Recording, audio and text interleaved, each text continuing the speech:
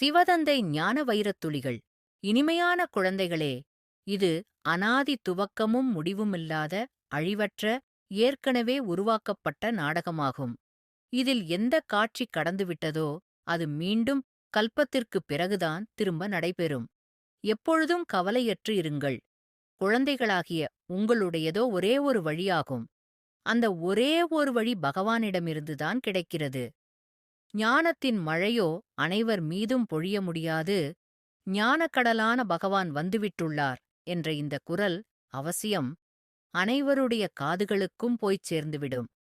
நீங்கள் தமோ பிரதான நிலையிலிருந்து சதோபிரதானமாக எப்படி ஆவீர்கள்? என்னை நினைவு மட்டும் செய்யுங்கள். நான் உங்களுக்கு என்னுடைய மற்றும் படைப்பினுடைய அறிமுகத்தை அளிக்க வந்துள்ளேன். பக்தி மார்க்கத்தில் நீங்கள் தந்தையும் நீயே, தாயும் நீயே என்று நினைவு செய்கிறீர்கள். இப்பொழுது உங்களுக்கு தாய் தந்தை கிடைத்துள்ளார்கள். உங்களை தத்து எடுத்துள்ளார். சத்யுகத்தில் தத்து எடுக்கப்படுவதில்லை. சங்கம யுகத்தில் புதிய படைப்பினராக ஆக வேண்டி உள்ளது. இது புருஷோத்தமர் ஆவதற்கான யுகம் ஆகும். தந்தையின் ஸ்ரீமத் படி நாம் உலகத்திற்கு அதிபதியாகி விடுகிறோம். ஈசுவரிய குழந்தைகளாகிய நீங்கள் தேவதைகளை விடவும் உயர்ந்தவர்கள் ஆகிறீர்கள். நீங்கள் தந்தைக்கு எவ்வளவு உதவி செய்பவர்களாக ஆகிறீர்கள். புருஷோத்தமராக ஆக்குவதற்காக உதவி செய்பவர்கள் ஆகிறீர்கள். இறைவனான தந்தை கிடைத்துள்ளார். எனவே தெய்வீக குணங்களும் தாரணை செய்ய வேண்டும். ஆத்மா தந்தையைப் போல ஆக வேண்டும். முதலில் வீட்டை சீர்திருத்துங்கள். பிறகு மற்றவர்களை திருத்த வேண்டும். தந்தையினுடையவராக ஆகி பிறகு உப்புத் தண்ணீர் போலிருக்கிறீர்கள் என்றால் 100 மடங்கு தண்டனை பெறுவீர்கள். பிறகு நாம் என்ன பதவியடைவோம் என்ற சாட்சாத்காரம் கூட உங்களுக்கு ஆகிக் கொண்டே இருக்கும். நல்லது. ஓம் சாந்தி. சிவதந்தை தந்த வரதான நினைவின் பிராப்தி. Manifestation of this day. ஓம் சாந்தி. துவக்கமும் முடிவும் இல்லாத உருவாக்கப்பட்ட நாடகத்தின் கடந்துவிட்ட காட்சிகள் கல்பத்தில் மீண்டும் நடைபெறும் என்கின்ற தெளிவான புத்தியுடன் என் தந்தையின் நினைவில் எனது சொந்த வீட்டில் எனது நிரந்தர தந்தை மடியில் மகிழ்ச்சியாக விளையாடிக் கொண்டிருக்கின்றேன். ஸ்திரமான நிலையை என்னிடம் தக்க வைத்துக் கொள்ள சங்கமம் முழுவதும் ஞானக்கடல் நீங்கள் தந்து கொண்டிருக்கும் ஞான அமிர்தத்தின் பிரபாவத்தில் உள்முகமாகி என்னுள் மாற்றங்களை அதிதீவிரமாக கொண்டு வருகிறேன். கிடைத்துக் கொண்டிருக்கும் உயர்ந்ததிலும் உயர்ந்த இறைத்தந்தையின் வழி மட்டுமே எம்மை கரை சேர்க்கக்கூடிய ஒரே சாதனம் என்ற புரிதலும் உறுதியாக உள்ளது.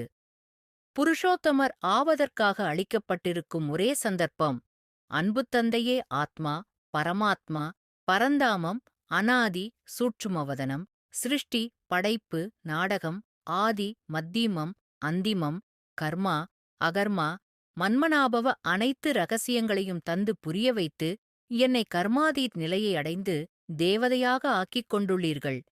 பாவச்சுமைகள் முற்றிலுமாக இறக்கி தந்தையிடம் ஒப்படைக்கப்பட்டது. எதிர்பார்ப்புகள், ஏக்கங்கள், ஏமாற்றங்கள் அனைத்தும் ஒடுங்கிவிட்டது. பற்று, பந்தனம், அகங்காரம் அனைத்தும் விலகிவிட்டது. உலகாய கவர்ச்சி, ஈர்ப்பு அனைத்துமே விடைபெற்று சென்றுவிட்டது. ஜென்மாந்திர கணக்கு வழக்குகள் முடிவுக்கு வந்துவிட்டது.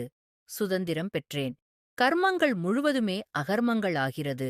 தெய்வீக குணங்கள், பண்புகள் வெளிப்பட்டுக் கொண்டே இருக்கிறது. சர்வ சக்திகளும் துணையாக இருக்கிறது. சிவதந்தை உங்களது திவ்ய அவதார செய்தி அனைவரிடமும் சென்று அடைகிறது. இயற்கையும் பஞ்ச தத்துவங்களும் பரிவர்த்தனையாகிறது. உயிரினங்கள் அனைத்துமே புதுயுகத்திற்காக தயாராகிறது. பிராப்திகள் உறுதியாகி நிலையாகிவிட்டது. தைரியமும் ஆர்வம் என்னுள் முழுமையடைந்தது. எனது முகம் நடத்தை சத்தியத்தின் பண்பாட்டை அனுபவம் செய்விக்கிறது. தந்தையே, உங்களது அன்பும் தூய்மையுமே எனக்குள் முழுமையாக ஊடுருவி வியாபித்து நிறைந்திருக்கிறது. எல்லையற்ற திருப்தியில், எல்லையில்லாத ஆனந்தத்தில் மகாபிரபு, எல்லையற்ற என் தந்தையுடன் இணைந்தே இருக்கின்றேன். இதுவே நான் அடைந்திருக்கும் மகாமகா பாக்கியம. எல்லையற்ற கல்பங்களாக தந்திட்ட, தந்து கொண்டிருக்கும், தரப்போகும் அனைத்துக்கும் எல்லையற்ற நன்றிகள். பாபா. நல்லது. மன்மனாபவ.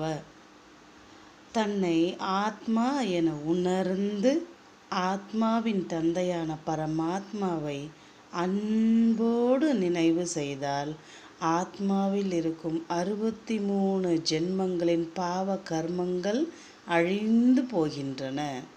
ஓம் சாந்தி.